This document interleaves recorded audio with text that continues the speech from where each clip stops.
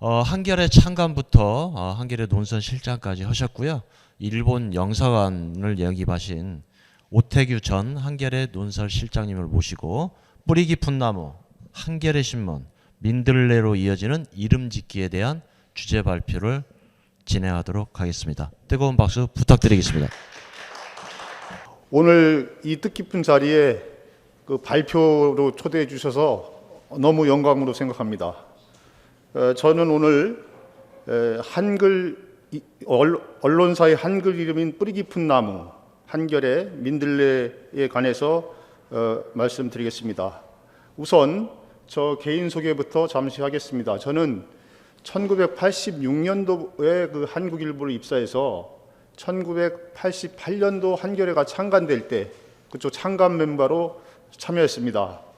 그리고 2001년부터 2004년까지 도쿄 특파원을 지냈고요.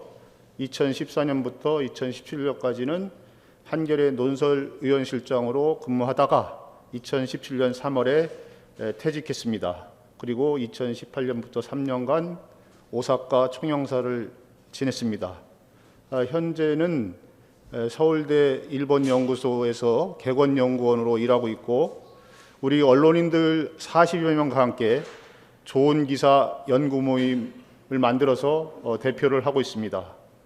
그래서 저는 저를 소개할 때 기자 출신 외교관, 외교관 겸을 가진 기자 이렇게 소개를 합니다. 그러니까 정체성 두 개가 이제 저를 규정하는 어떤 큰 열쇠말이라고 생각합니다. 외교관, 기자. 근데 지금 제는 기자는 전현직이 없다고 생각하기 때문에 누구나 기자인 시대, 누구나 글을 쓰는 시대에서는 자기가 글을 쓰는 한 기자라고 생각합니다. 그래서 오늘은 제가 왜 언론사의 한글 이름에 관심을 갖게 됐는가부터 말씀을 드리겠습니다. 간단합니다. 여기도 이따 발표를 하시겠지만 우리 김상균 전 방송문화진흥회 이사장님께서 그 강주 MBC 강주문화방송에 그 한글을 많이 그 확산시키고 회사 이름도 한글로 하려고 그 시를 아주 그 10여 년 정도 됐죠. 그때부터 뿌려놨습니다.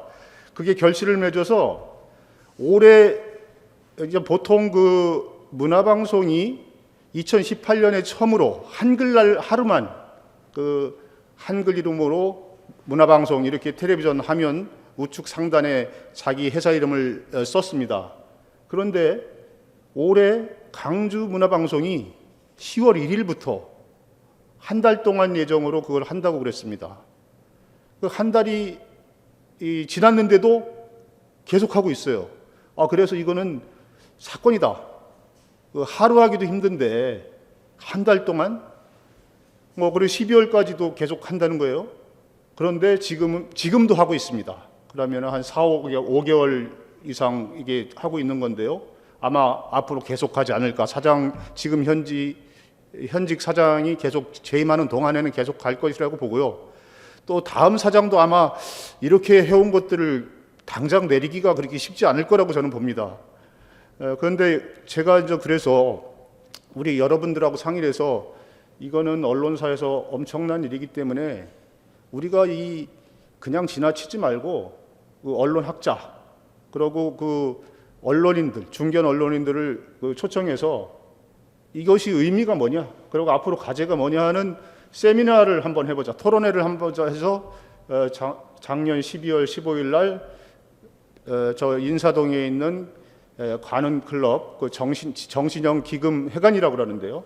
그쪽에서 세미나를 했습니다. 그래서 그런 것들을 가지고 이제 제가 기사도 쓰고 어디다 칼럼도 쓰고 이렇게 하다 보니까 지금 오늘 그 여름말을 하신 니데로 선생님, 그다음에 이따가 발표하실 김수롱 선생님하고 이게 인연이 맺게 돼서 오늘 이 자리에 오게 됐습니다. 아주 진짜 이런 인연이 운명적인 만남이라고 할 수 있을 것 같습니다. 그러면은 첫 번째로 뿌리 깊은 나무에 대해서 한번 말씀을 드리겠습니다. 뿌리 깊은 나무 하면은 그 1980년도 그 전두환 정권 군사 정권에 의해서 폐간된 여러 잡지 중에 하나입니다. 그때 창작가 비평도 폐간이 됐고요. 문학가 지성도 폐간이 됐고 뿌리 깊은 나무도 폐간이 됐습니다. 뭐 사회 불안을 야기한다든가 뭐 이런 식의 뭐 이유였을 겁니다. 그런데 이 중에서 문학가 지성이나 창작가 비평은 그래도 세상에서 좀 기억을 많이 하는 편입니다. 그런데 뿌리 깊은 나무는 그 당시에 상당히 많은 부수를 갖고 있고 영향력을 행사했던 잡지였지만 왠지 모르게 잊혀졌던 잡지가 아닌가 생각이 듭니다. 그러나 결국 그런 것들이 이 한창기라는 어떤 이 발행인 겸 인쇄인을 하셨 뿌리 깊은 나무를 만든 분이 아마 문학이라든가 아니면 그런 주류 쪽 우리 지성사의 주류 쪽에 서 있지 않았기 때문에 이렇게 또 기억에서도 쉽게 없어져 가는 것들이 아니었나 이렇게 생각하지만 저는 뿌리 깊은 나무 한창기 씨가 남긴 어떤 글이 뒤에 있는 사람들이 이런 식으로 3권으로 정리를 해놨는데요. 이거를 언론사에 있을 때 잠깐 스쳐서 읽어봤습니다. 괜찮은 사람이네 정도로 했는데 이 어떤 광주문화방송 이런 얘기를 듣고 다시 한번 읽어보니까 이 사람은 정말 훌륭한 사람이고 앞으로 본받아야 될 사람이고 계속 기억해야 될 사람이라고 생각합니다. 한창기 씨가 1976년 3월에 최초의 순한글 가로쓰기 잡지인 뿌리 깊은 나무를 만듭니다. 그런데 그 당시만 해도 같이 잡지를 했던 사람들의 얘기를 들어보면 제목이 한자가 아니고 3글자 이상이 되면 잡지 제목으로 상대도 안 해줬다고 합니다. 그런데 파격적으로 뿌리 깊은 나무라는 제호를 만들어서 가장 잘 나가는 잡지를 만들었던 거죠. 그 양반이 쓴 뿌리 깊은 나무의 창간사, 도랑을 파기도 하고 볼을 맞기도 하고라는 제목의 창간사를 읽어보면 창간사 제목도 참 한글 사랑이 묻어나 있지 않습니까? 도랑을 파기도 하고 볼을 맞기도 하고. 이 제목을 보면 제목의 글을 보면 이런 얘기가 나옵니다. 이 이름은 우리 결애가 우리말과 우리 글로 맨 처음으로 적은 문학작품인 용비어천가의 뿌리 깊은 남간에서 따왔습니다. 이것만 봐도 이 양반이 한글을 얼마나 사랑하는 사람인지, 그러고 쭉 다른 글들을 읽어봐도 결국은 지식인들이 쓰는 어떤 글과 일반 어떤 민중들이 쓰는 말이 차이가 이중구조, 그러니까 겹구조라고 되어 있기 때문에 그 겹구조 때문에 좋은 내용이 이 사람들한테 많이 전달되지 않는다. 이런 문제의식을 가지고 이런 잡지를 만들었습니다. 그렇지만 아까도 얘기했지만 불행하게도 전두환 군사정권에 의해서 1980년 8월에 폐간이 됐습니다. 물론 그 이후에도 같은 맥락에서 세미 깊은 물이라는 잡지를 84년 11월부터 2011년 11월까지 만들어서 여러 공헌을 했지만 지금은 많이 잊혀진 분이어서 안타깝습니다. 그러나 이 안타까움으로 남는 게 아니라 이게 한번 역사에 점을 찍으면 그 다음에 연속성으로 이어지진 않지만 언제 누군가에서 또 발굴되고 또 계승이 된다는 거, 저는 그것을 한겨레가 그러지 않았을까라는 생각이 듭니다. 한겨레는 뿌리 깊은 나무가 순한글 가로쓰기 잡지였다면은 한겨레는 순한글 가로쓰기 종합 일간지입니다. 한겨레 20년사라는 희망으로 가는 길이라는 제목을 제가 들춰보니까 이 한겨레의 제목이 원래 한겨레가 아니었더라고요. 창간준비위원회에서 이 노인들이죠, 그러니까 장로들이죠, 창간준비위원회들이 야 이거 자주민보로 만들자 이렇게 딱 했던 거예요. 자주민보. 그래서 거의 결정이 됐어요. 의결이 됐어요. 그런데 그때 창간 사무국에는 20대, 30대 젊은이들이 이 새 신문을 만들기 했던 젊은이들이 한 몇십 명이 일을 했어요. 자원봉사자도 하고 뭐 나중에 이제 기자도 되는 사람도 있는데 이 바깥에서 가두에서 이제 새 신문을 선전하고 가더니 이거 완전히 이거 아닙니다. 그래서 맹렬히 반발했다고 합니다. 그러면서 이거 한겨레 우리 한겨레가 해야 됩니다. 그래서 그때 있는 창간 준비위원들이 거기에 너무나 그 젊은 사람들이 열렬하게 그 부분에 대해서 주장을 하니까 그걸 받아서 한겨레 신문으로 됐고요. 한겨레 신문 제호는 처음에 저 백두산 어떤 판화 위에다가 이제 한겨레 신문으로 이렇게 써 있지 않았습니까? 근데 한겨레 신문이라는 제호를 누가 붓글씨로 쓴 게 아니고 오륜 행실도라는 어떤 그 책에서 따온 겁니다. 한자를 빼고 겨자를 빼고 레를 빼고 신하고 문을 써서 디자인 하시는 분이 그걸 약간 부드럽게 다듬어서 한 것이고요. 저런 한겨레 신문 제호가 쭉 이어지다가 그 다음에 이제 95년 5월 되면은 뒤에 판화를 뺐고 그 다음에 이제 90년에는 이제 새로운 어떤 신문도 빼고 한겨레라는 녹색 바탕의 한겨레로 갔다가 이제 또 제일 마지막에 어떤 형태로 해서 지금까지 쓰고 있는데 저는 제 생각에는 제가 참가 멤버로 그런지 모르지만 제루에게 제일 아직도 인상적이고 좋다고 생각합니다. 그렇지만 그 젊은 사람들이 좋아하는 어떤 것들이 어딜까 새로운 어떤 시대 흐름에 맞는 게 어느 게 좋을까 하는 어떤 고민 속에서 제일 마지막으로 돼 있고요. 또 신문이라는 것을 뺀 거는 그건 상당히 저는 의미도 있다고 봅니다. 꼭 신문이라고 안 써도 되거든요. 다 매일 내는 거니까. 그래서 한겨레라는 것도 한겨레라는 이름으로 계속 쓰고 있는 거는 우리가 충분히 평가를 해야 되고요. 그러나 아까도 우리 이대로 선생님께서 말씀하셨지만 이게 1995년 중앙일보가 이제는 순한글 가로쓰기로 하고 제호도 그 중앙일보 한글로 바꾸지 않습니까? 이 언론학자들은 그때가 최초의 한글 가로쓰기 종합 일간지를 중앙일보라고 많이 그 논문 같은 데 쓰고 있더라고요. 근데 이거는 그 한겨레의 존재를 그러니까 그림자로 보는 거죠. 그러니까 뭐냐면 아예 없는 사람으로 취급하는 거죠.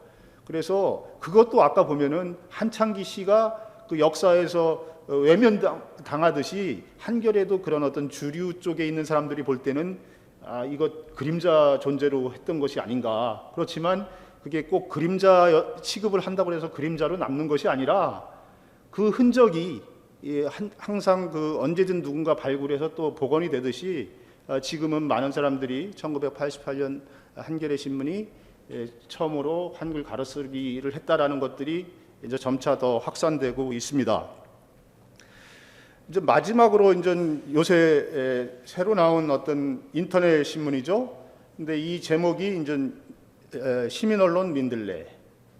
짧게 말하면 민들레인데 제가 오늘 발표를 좀 민들레까지 넣어서 발표를 해달라는 어떤 얘기를 듣고 그쪽 그 관계자들한테 한번 물어봤습니다. 이게 어떻게 민들레라고 진 이유가 처음에 원칙이 있었냐? 그러니까 한글을 꼭 쓰고 싶어서 민들레로 쓴 거냐? 그렇게 얘기했더니 그게 아니랍니다.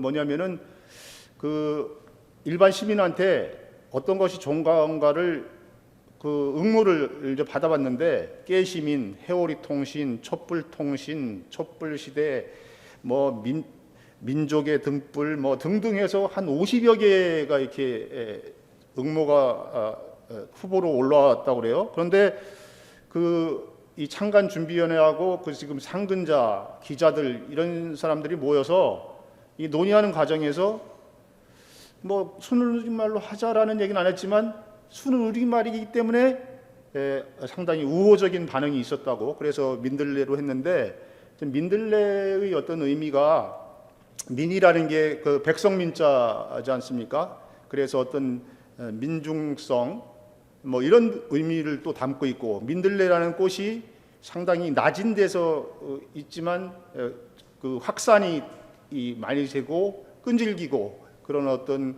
강인성, 확산성, 민주성, 진보성 이런 것을 담는 어떤 내용으로서 민들레가 아주 이렇게 장명을 하는데 이름을 짓는데 압도적인 어떤 그런 저기를 받았다고 합니다. 저는 이 새 이름을 이렇게 지켜보면서 나비 효과라는 말을 언뜻 들어오더라고요. 나비 효과. 나비 효과라는 거는 예를 들어서 우리 여기에서의 작은 나비의 몸짓이 저 태평양 건너서 캘리포니아 가면은 이 폭풍을 불러올 수 있겠다라는 어떤 그런 기상학의 이론이거든요. 그래서 제가 하고 싶은 거는 오늘 하는 이런 작은 움직임이 아무것도 아닌 게 아니다. 작지 않다. 그것이 바로 옆 사람 또 옆 사람을 통해서 조금씩 옮겨지면서 그것이 들불처럼 아니면 횃불처럼 번져나갈 수 있다라는 어떤 생각이 들고요. 그 역사적으로 잠시만 보더라도요. 1896년에 우리 그 한글 독립신문이 나오지 않았습니까? 독립신문이 나왔을 때부터 뿌리 깊은 나무가 올 때가 1976년이죠. 70년이니까 80년인데 한겨레 신문이 88년이니까 12년이 걸리지 않았습니까? 여기서 또 중앙일보까지 가는데 7년이 걸렸어요. 그리고 중앙일보가 하고 나니까 나머지 신문이 다 따라서 했어요. 그 다음에 방송계로까지 확장, 강주문화방송이 이제는 쓰고 있지 않습니까? 아직도 몇 개월째.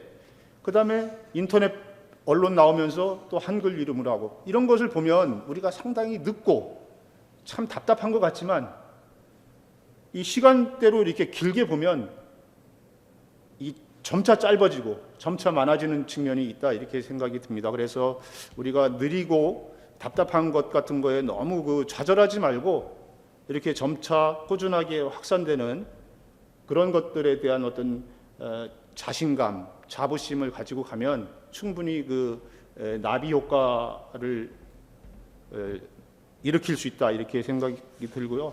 한 가지 이제 곁들여서 말하자면, 이 하다 보니까 그 독립신문을 만든 서재필 박사가 전남 보성 출신이라고 그러더라고요. 그래도 보니까 한창기 씨도 전남 보성 출신이에요. 그런데 또 둘 공통점이 있어요. 그 서재필 씨가 영어를 아주 그 당시에서는 아마 최고의 영어 권위자지 않겠습니까? 미국에서 박사까지 땄으니까, 의학 박사까지 땄으니까. 한창기 씨도 고등학교 때부터 선교사한테 영어를 배우고 그러면서 선생보다도 더 회화를 잘했다고 그러던데, 이렇게 영어를 잘하는 사람들이, 영어의 최고수들이 한글 사랑이 더 깊다는 거. 그러니까 어설픈 영어를 하는 사람들이 한글을 어설프게 생각한다는 거하고 통한다고 봐요. 그렇기 때문에 뭔가 자기가 어느 나라 말을 잘한다는 거는 그 나라 말을 더욱 사랑할 수밖에 없는, 말이 중요성을 훨씬 더 잘하는 것들이 아닌가. 그래서 우리가 항상 진짜 진정으로 영어를 잘하는 사람은 진정으로 한국말을 사랑한다.